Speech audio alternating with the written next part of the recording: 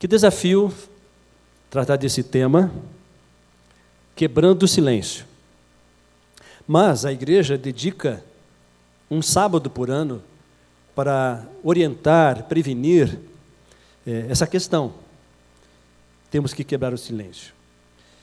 De acordo com o site, que tem o mesmo título, Quebrando o Silêncio, 1 em cada 3 mulheres já foi espancada, forçada a manter relações ou sofreu algum tipo de abuso.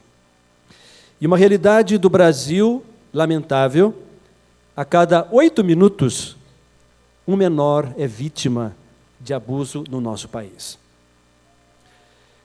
Gostaria de considerar com vocês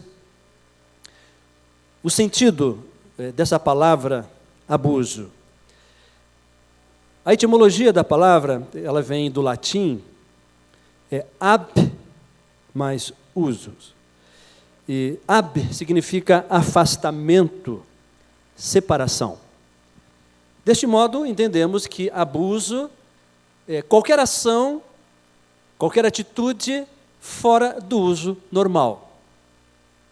Então, esse seria o sentido etimológico. Segundo as leis brasileiras, elas condenam diversos tipos de abuso, como abuso de confiança, de autoridade, de direito, de função, de poder familiar, de religião, inclusive, etc. E quando o tema é abuso, 3 grupos são os mais prejudicados, que sofrem mais: a mulher, a criança e o adolescente. É uma pena. Um elemento que tem que ser abordado na questão do abuso, relevante, é que só existe abuso também quando se exerce poder. E esse poder é usado fora do normal, fora daquilo que é comum. Então, aí acontece abuso. Agora, numa abrangência do sentido de abuso, chegamos a esse ponto. Pela faixa em que se desenvolve a ação humana, qualquer transgressão é abuso. Qualquer injustiça é abuso. Como dissemos, os 3 grupos mais prejudicados: a mulher, a criança e o adolescente. Tomando a Bíblia, nós podemos considerar que a primeira mulher que sofreu abuso foi Eva, nesse sentido amplo da palavra abuso. Como assim? Ela estava passeando no jardim, em dado momento ela se depara com uma serpente que fala, e a serpente pergunta o que Deus tinha falado. Ela diz: olha, não é para comer daquele fruto. E assim o diálogo avança. E a mensagem do inimigo Satanás foi: pode, não tem limite, vá em frente. Contudo, Deus tinha dito não. Podemos entender que por trás do abuso existe uma noção, uma ideia de que tudo é possível, tudo pode, nada é proibido. Então isso é o que explica, digamos, o fundamento da ideia filosófico do abuso está aqui. Satanás tentando Eva a ir em frente contra o que Deus disse. Por sua vez, o amor verdadeiro, ele tem não. O amor nunca faz o mal, ele só promove o bem. Portanto, amar é se restringir daquilo que é mal e prejudicial.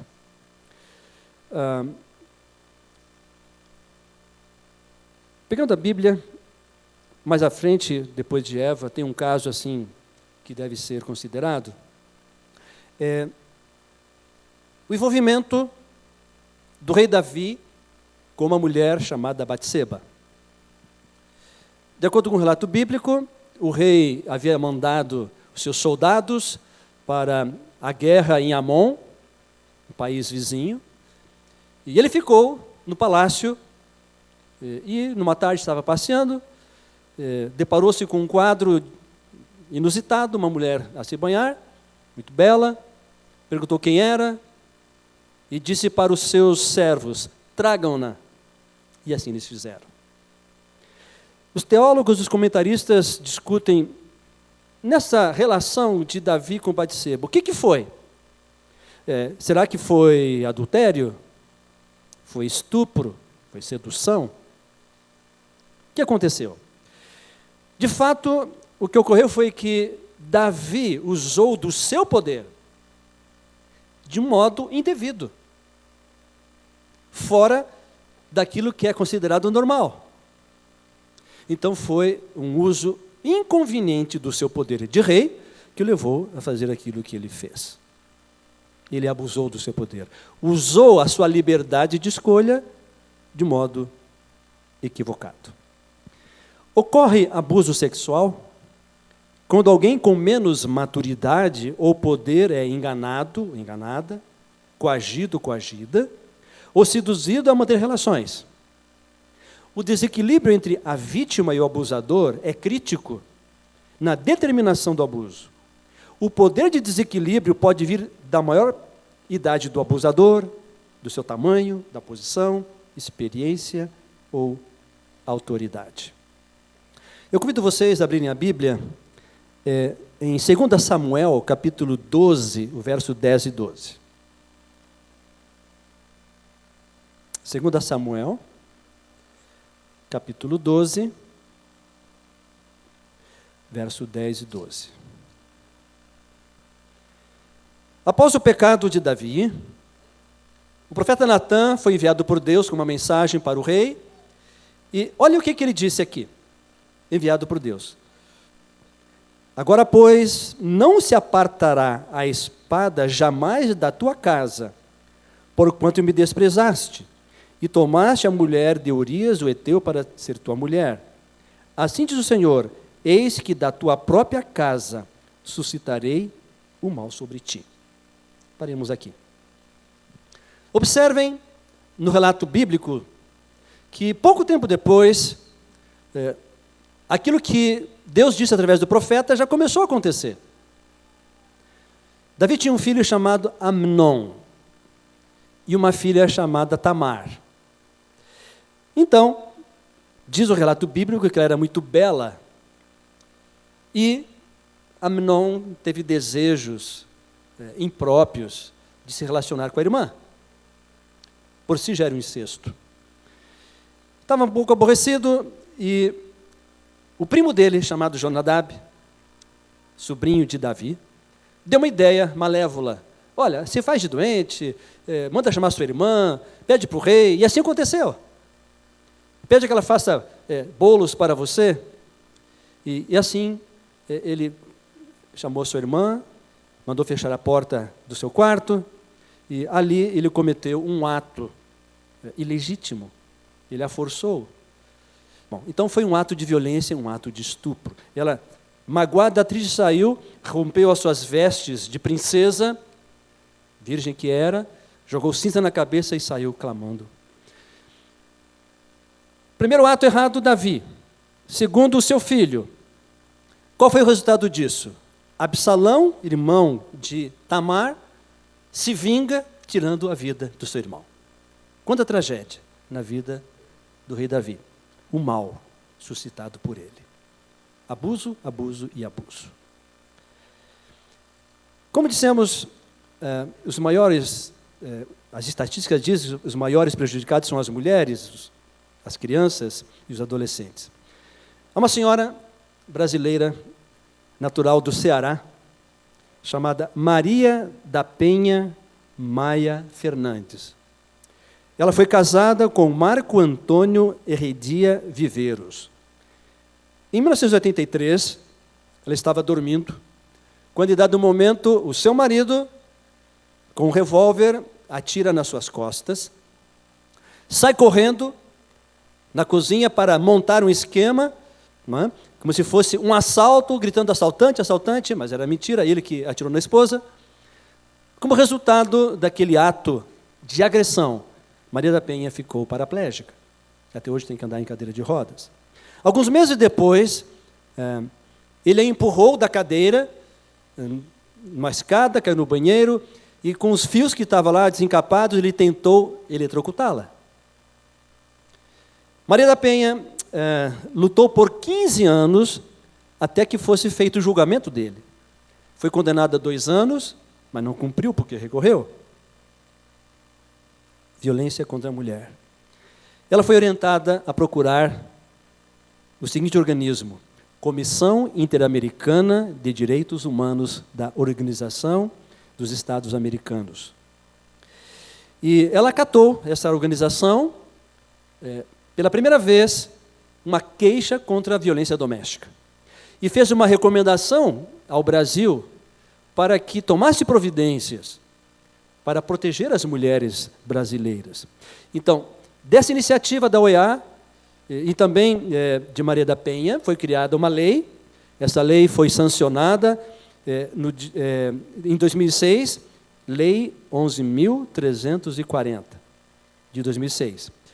E o seu marido, depois de 15 anos, então, foi condenado, mas passou 2 anos na prisão. Antigamente, era com cestas básicas, etc. Então, essa lei hoje visa proteger a mulher e prevenir também tipos de abuso contra elas. Então, foi realmente uma conquista no Brasil para amparo da mulher e evitar o seu sofrimento. Vamos agora apresentar o que diz a Convenção dos Direitos da Criança, o artigo 19, sobre o que é abuso, violência contra a criança. Violência contra a criança é toda forma de violência física ou mental, dano ou abuso, negligência ou tratamento negligente, maltrato ou exploração, incluindo abuso sexual. Então, esse é o artigo 19 da Convenção dos Direitos da Criança. Interessante que o abuso inclui a negligência ou deixar de fazer algo que deve ser feito para com uma criança. Então, até vou ilustrar de maneira particular. Quando eu tinha 10 anos de idade, meus pais se separaram. Meu pai constituiu uma outra família. E eu, particularmente, fiquei 7 anos sem ver o meu pai. Eu tinha vontade de vê-lo, mas não foi possível por iniciativa dele. Então, eu tive que lidar com sentimentos diferentes. De um, a frustração pela ausência. E, por outro, a saudade. Quando eu fazia o primeiro ano de teologia em São Paulo, eu tomei a iniciativa de visitar o meu pai. Depois de 7 anos, eu me encontrei com ele. Foi muito bom, foi muito agradável. Mas a ausência dele, o não patrocinar os meus estudos, quando era pequeno, alimentação, essa negligência cometida por ele, nós classificamos como abuso. E é verdade que eu tive que lidar com isso, pedir a Deus o dom do perdão, para que Deus me capacitasse, a não querer mal o meu pai, que foi negligente. Existe um caso notório na Bíblia de abuso, violência contra a criança. Os magos foram embora e não disseram para Herodes onde estava o rei que eles vieram visitar, o Messias. E nós conhecemos o fato, a história que diz que Herodes mandou matar todas as crianças de 2 anos, os meninos de 2 anos para baixo, em Belém e arredores. Que coisa triste. Então, um ato de violência contra a criança. No dia 24 de janeiro de 2014, portanto, no início desse ano, entrou no fórum da cidade de Três Passos, no norte do Rio Grande do Sul, por sinal, onde eu trabalhei por 3 anos, eu morei em Tenente Portela, que é do lado de Três Passos, conheço bem a região. O Bernardo Boldrini, de 11 anos, entrou para fazer uma queixa. Disse o seguinte: a minha madrasta me xinga e o meu pai não me dá bola. Ele pedia proteção, pedia que alguém cuidasse dele.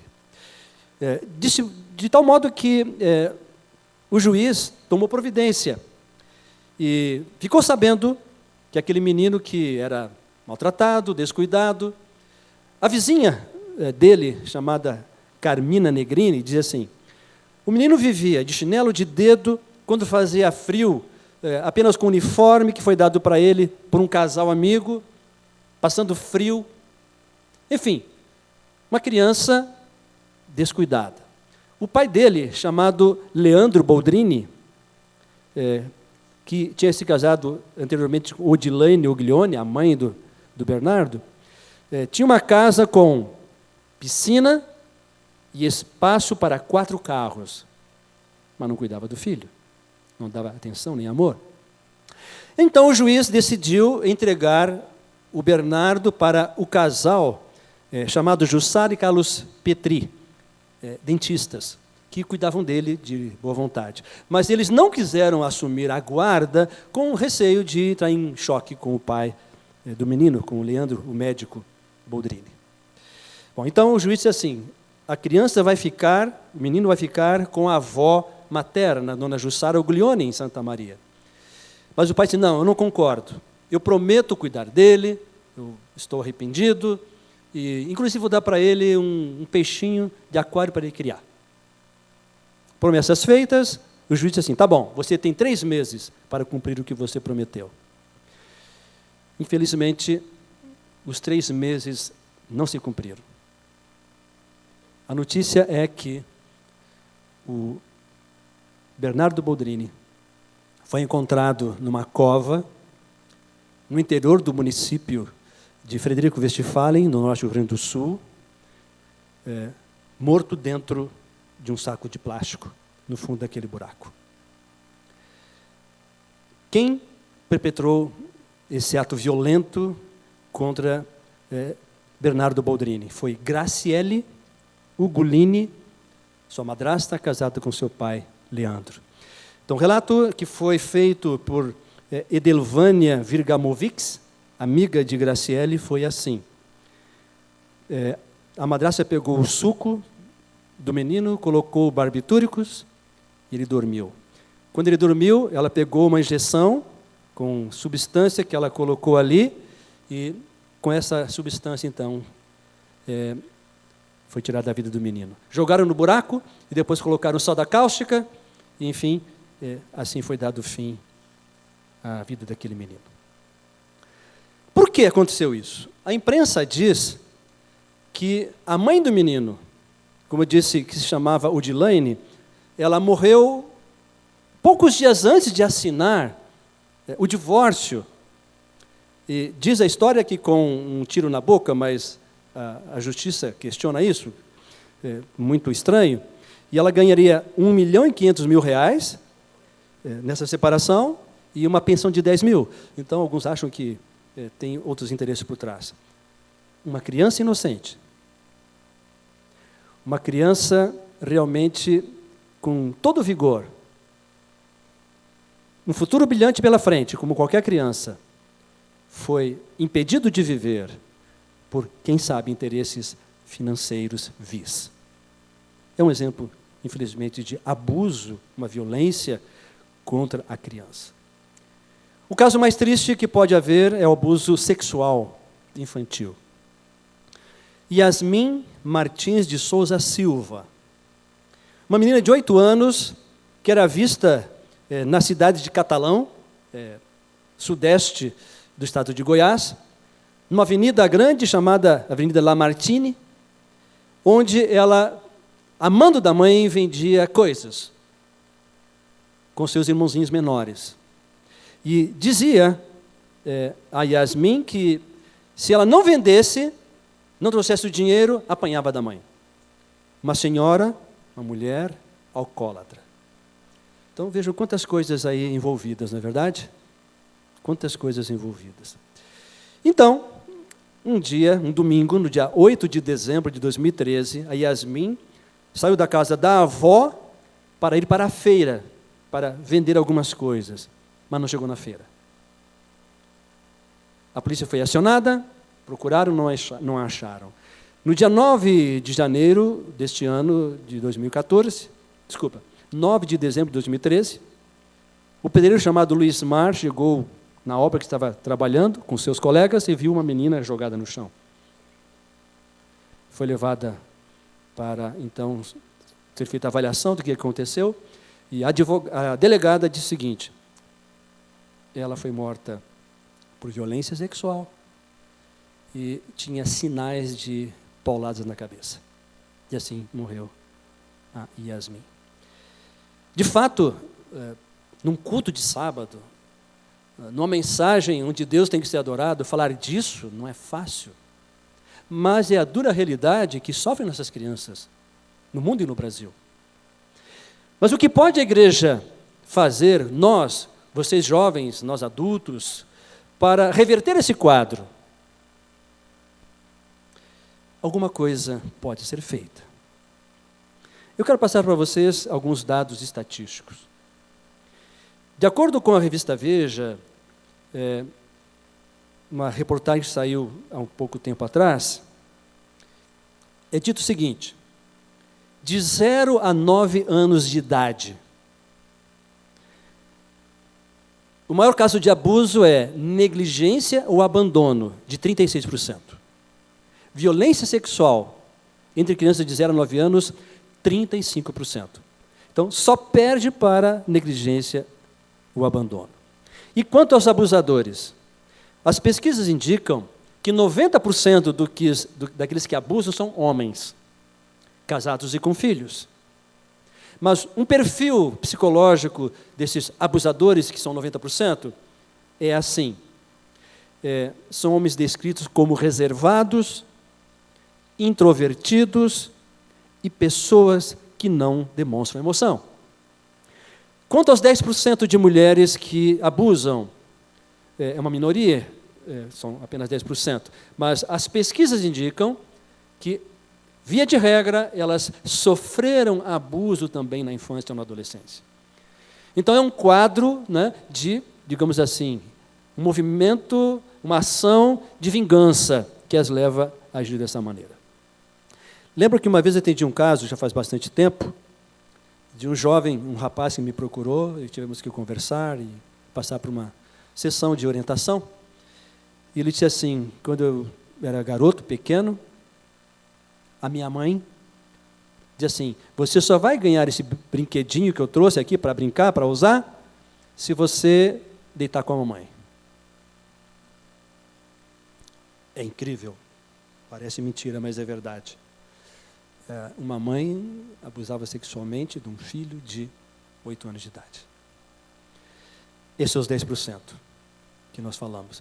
Mas, de acordo com esse filho, ela sofrera abuso na sua infância. Então é um quadro de repetição, de repetição, repetição. Quais são as causas do abuso? Vamos ver então o que diz as pessoas, os profissionais da psicologia. As principais causas de abuso sexual são pobreza, analfabetismo, exploração, vulnerabilidade, violência, educação, álcool, drogas e distúrbios mentais. Então, voltemos ao caso da Yasmin. Que causas se enquadram na sua situação? Exploração, uma menina de 8 anos vendendo na rua, não é? Álcool, sua mãe usuária de Drau, é álcool. Então, isso se configura dentro daquilo que a psicologia apresenta. E dentro da abordagem social, eu quero dizer o seguinte, que, em certo sentido, os valores bíblico-cristãos que dão um norte, uma orientação para a nossa vida, para as nossas decisões, nossas ações, foram alterados, foram mudados numa revolução chamada Revolução Sexual, que aconteceu no final da década de 1960, início da década de 1970. Então, final de 60, década de 70. Aconteceu no mês de maio de 68, em Paris, um movimento chamado de a Revolução dos Jovens, ou a Revolução Sexual, enfim, um movimento grandioso. Uma das frases carregadas em cartazes, escritas nos muros, era a seguinte: é proibido proibir. E esse slogan andou pelo mundo, chegou ao Brasil. Para terem uma ideia, o respeitado cantor, compositor Caetano Veloso, em 68 compôs uma música que apresentou num festival, que inclusive foi vaiado por causa da música, o pessoal não gostou. Título da música: é proibido proibir. Observem a primeira frase da música de Caetano Veloso: a mãe da Virgem diz que não. Mais à frente, ele canta: eu digo não ao não. Eu digo, é proibido proibir. Lembra que eu falei no princípio, quando Satanás tentou Eva a desobedecer a Deus, a deixar de amar a Deus, a ser fiel a Ele? Ele disse, tudo é permitido, tudo é possível. Então, por trás dessa ideologia tem uma inteligência maligna, que é do inimigo, é de Satanás, que procura realmente, né, dizer, você pode tudo. Não tem não para você. Então, isso está por detrás realmente dessa maré de violência, de abuso sexual que nós enfrentamos no mundo de hoje. Bem, eu quero agora apresentar para vocês quais são as causas, de acordo com a Bíblia, do abuso que é provocado. Sem dúvida que a causa primeira é o pecado. O abusador está envolvido em pecado. Ele se alimenta do pecado. E, no sentido mais estrito, o abusador é uma pessoa que está interessada única e exclusivamente no seu benefício, em ter prazer, cujo que custar. Não se interessa pelo sentimento da criança, do adolescente ou da mulher. Então, ele está focado em si, centralizado em si. Então, biblicamente, a causa, sem dúvida alguma, é o pecado. Este é o principal motivo. Agora, falando das causas do abuso, eu quero apresentar uma de um modo especial, em particular. Pornografia. A pornografia está por detrás daquilo que é chamado revolução sexual, que liberou tudo, e é uma das causas relevantes da problemática. E, para tanto, eu menciono para vocês 3 processos que foram realizados, foram feitos nos Estados Unidos, na Suprema Corte, em função da pornografia. 1957, chamado o processo Rhodes, Estados Unidos. 1966, o processo Fannie Hill e Massachusetts. E 1973, terceiro, processo Miller e Califórnia. Os juízes então decidiram o seguinte: em função da primeira emenda, que fala da liberdade de expressão da Constituição americana, nós não podemos proibir a pornografia. E assim, em nome da liberdade de expressão, é isso que nós temos hoje. Bancas de jornais, TV aberta, TV a cabo, né? E na internet basta só um clique. Um caso extremo que eu quero repartir com vocês. Ted Bundy, um menino de 12 anos de idade, criado numa família cristã, ia à igreja nos finais de semana, enfim, uma família equilibrada, emocionalmente equilibrada. Passou pela rua e viu alguns tonéis, caixas de lixo, e livros, revistas, revirou, e aos 12 anos, pela primeira vez, ele teve contato com a impureza moral, uma revista. E foi avançando. Chegou ao ponto que o que dava prazer para ele era ver filmes de violência sexual.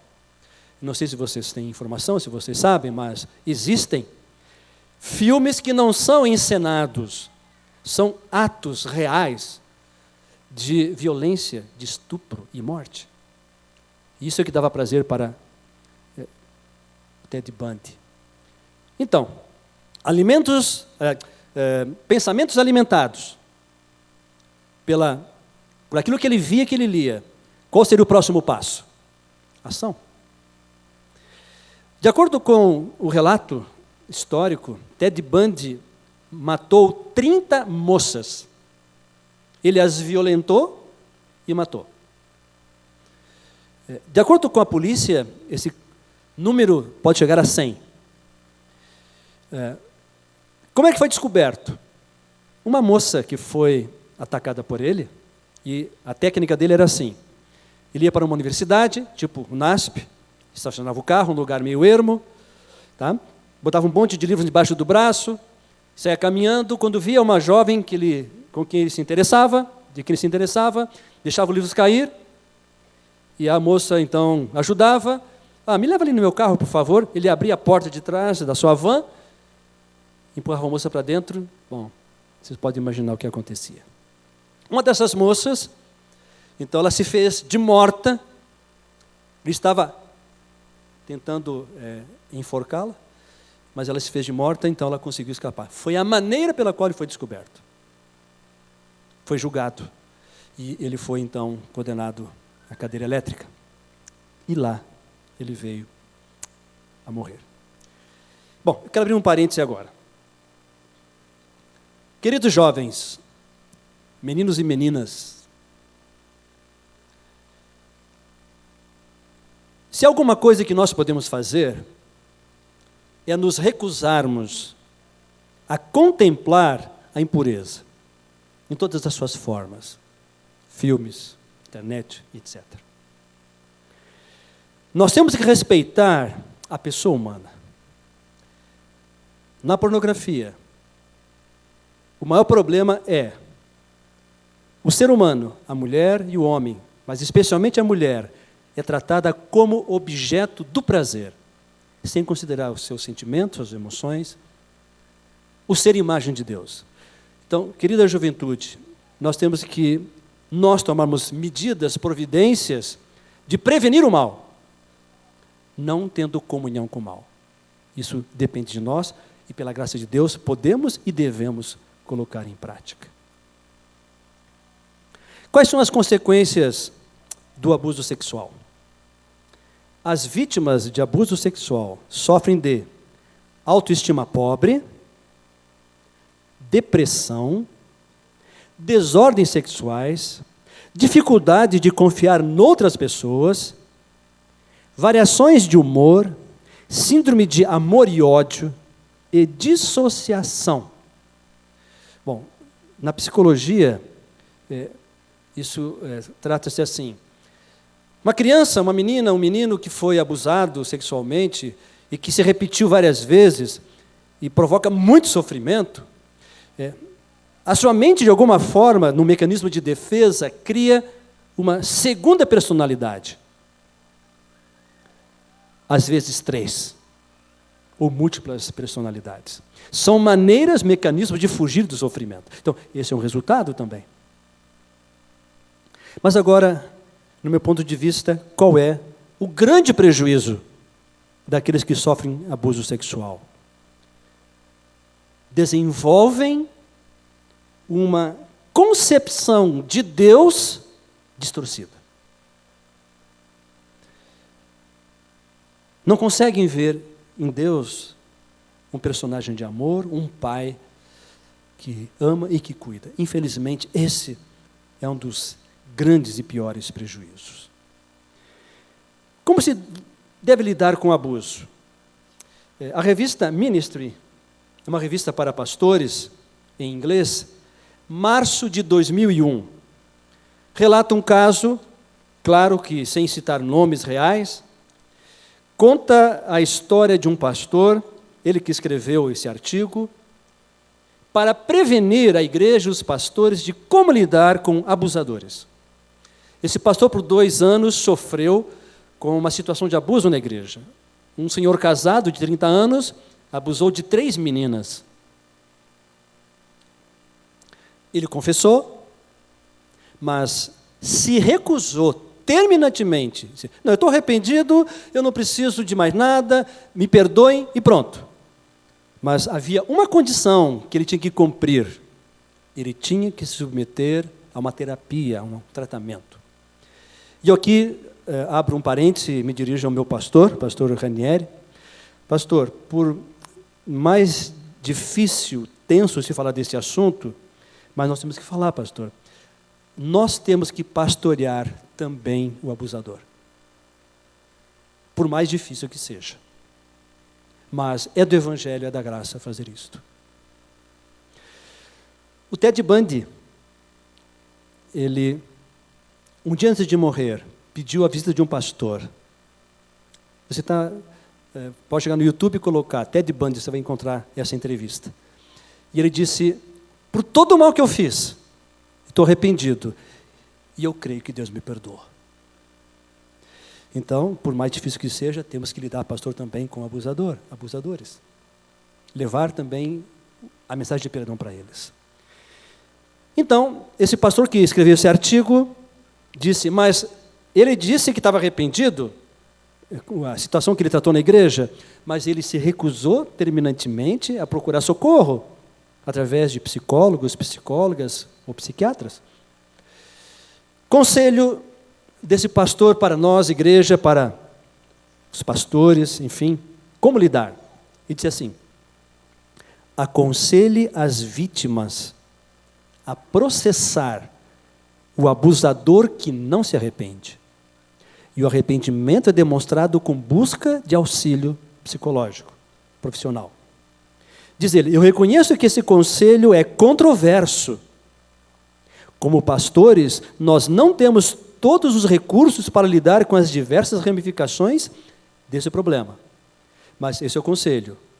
Para aquela pessoa, para aquele abusador ou abusadora que se recusa a receber auxílio, não tem solução. A família tem que ser orientada a denunciar a justiça. Então, esse é um conselho duro, mas que estamos dando por alguém que já passou por essa situação e que sofreu bastante juntamente com a sua igreja.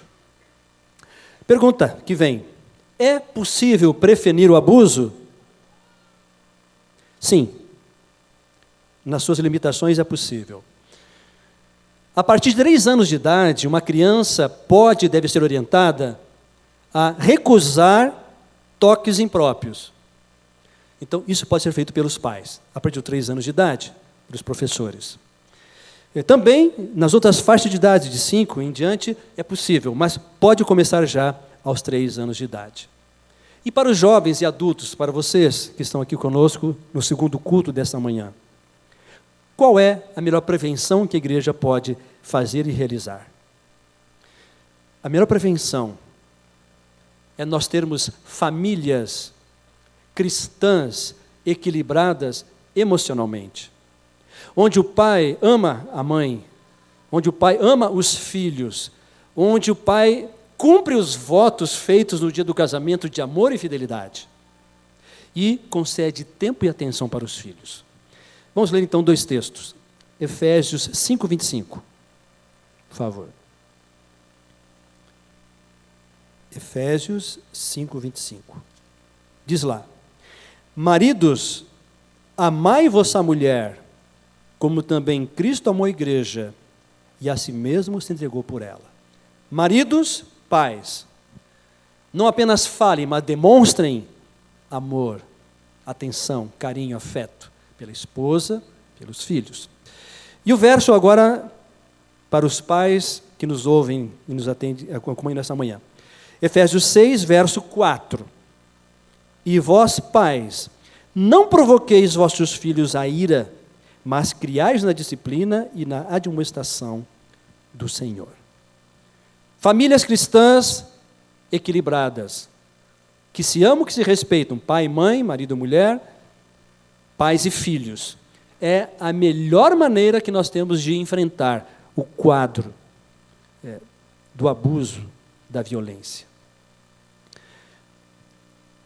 Uma terapeuta de família deu uma palestra que eu assisti algum tempo atrás,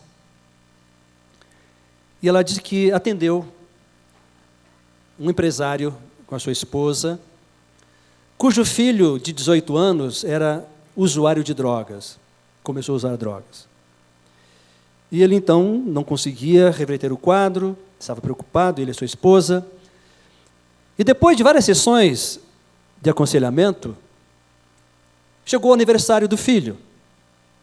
Então ele decidiu fazer o seguinte: pegou uma caixa, colocou dentro da outra, uma porção de caixas, e quando o filho abriu, e chegou na última caixa, a menor, tinha um bilhete. Meu filho, eu sou um homem muito ocupado, mas a partir de hoje eu te dou 1 hora por dia para a gente estar junto. Fazer o que você quiser, jogar, passear, correr. E diz a terapeuta que ele colocou em prática, todo dia tirava um tempo para o seu filho, 1 hora. Adivinha qual foi o resultado? Aquele garoto, pelo convívio com o pai, que nunca teve, o pai interessado em ganhar dinheiro, ele se recuperou emocionalmente e, graças a Deus, deixou da droga. Amém por isso? Então, como é que nós podemos prevenir? Tempo com qualidade, com amor para os nossos filhos, nós os pais, mães. Os pais, os maridos amando as mulheres. E disse alguém com propriedade, o maior bem que um pai pode fazer pelos filhos é o de amar a mãe deles. Verdade? Bem, precisamos nos encaminhar agora para a conclusão. Como eu disse a princípio, realmente, esse quebrando o silêncio, esse dia especial, toca com informações, com detalhes que nos ferem profundamente. Mas temos que tratar, temos que trabalhar com a prevenção.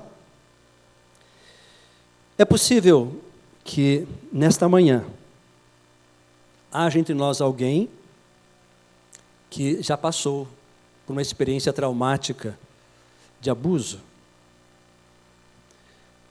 Como dissemos, abuso é um termo amplo. Um pai que deixa da filha e do filho, da esposa, que negligencia atenção, cuidado, é abuso. Um marido que trai a esposa, comete adultério, é abuso. Enfim, o quadro é amplo. O conselho que nós damos nessa manhã é que se alguém sofre no seu coração, na sua mente, como vítima, é que procure conselho, procure orientação profissional própria, adequada, com psicólogas, psicólogos, psiquiatras, para que seja superado a sua dificuldade emocional. Mas eu tenho, para finalizar, uma sugestão, um pedido e um conselho espiritual para você. E nesse sentido, quem não passou por abuso? Eu contei para vocês, 7 anos sem ver meu pai. Isso foi um abuso, né? Eu precisava da presença dele, o companheirismo dele. Então é o seguinte, a nossa cura emocional e espiritual começa quando nós pedimos a Deus o dom de perdoar as pessoas que nos fizeram mal. Difícil é, mas é possível. Certa vez eu estava atendendo uma jovem, uma menina, que aos 12 anos ela foi abusada pelos primos e os amigos dos primos, várias vezes. Um bom tempo. Chegou o dia em que ela deveria orar e dizer para Deus que ela tinha conseguido, pela graça de Deus, perdoar os seus agressores. Ela se ajoelhou também e ela começou a sua oração, que eu nunca tinha escutado, nunca tinha ouvido. E ela disse assim: ó meu Deus, eu te peço perdão. Durante muito tempo eu tive ódio de ti. Eu não entendia porque uma menina pequena como eu fosse abusada por tanto tempo e tu sem fazer nada. Mas, meu Deus, eu hoje sei que tu não tens parte nisso. Muito obrigado, eu entendi. E, em seguida, ela acrescentou: aqueles que me fizeram mal, obrigado, Senhor, tu já me deu o dom de perdoar. Esse é um princípio. Esse é o começo. Para que nós possamos superar, começa com perdão, esse dom divino, que nós conseguimos através da graça e da ação do Espírito. Eu convido você, nesse momento, a ficar em pé, para que nós façamos a oração. Seria constrangedor fazer um apelo para vir à frente, porque é um tema tão delicado. Mas onde você está, em pé, nós vamos orar e vamos falar com Deus. Oremos. nosso Deus e Pai, Criador, mantenedor e Redentor. A igreja decidiu dedicar um sábado para abordar esse assunto tão delicado, tão difícil. Mas, Senhor, que ele possa produzir frutos aqui, não apenas entre nós, mas também para a vida eterna. Que cada jovem, que cada adulto, que cada criança que nos acompanha nesta manhã, decida pela graça de Deus, de se restringir, se dedicar a fazer apenas aquilo que tu aprovas e que tu nos destes em tua palavra, em tuas santas leis. E, amado Pai, se porventura estiver entre nós alguma jovem, algum moço, alguma pessoa que, de formas diferentes, sofreu algum tipo de violência, seja qual for, concede a essa pessoa, amado Deus, o maravilhoso dom de perdoar. E que assim possa começar a se desenvolver um processo de restabelecimento emocional e espiritual. Mas que nós nunca venhamos, Senhor Deus, a cometer algum ato que fira uma criança, uma mulher, um jovem, enfim, algum dos teus filhos criados à tua imagem. Despede-nos com a tua paz, é que rogamos em nome de Jesus. Amém.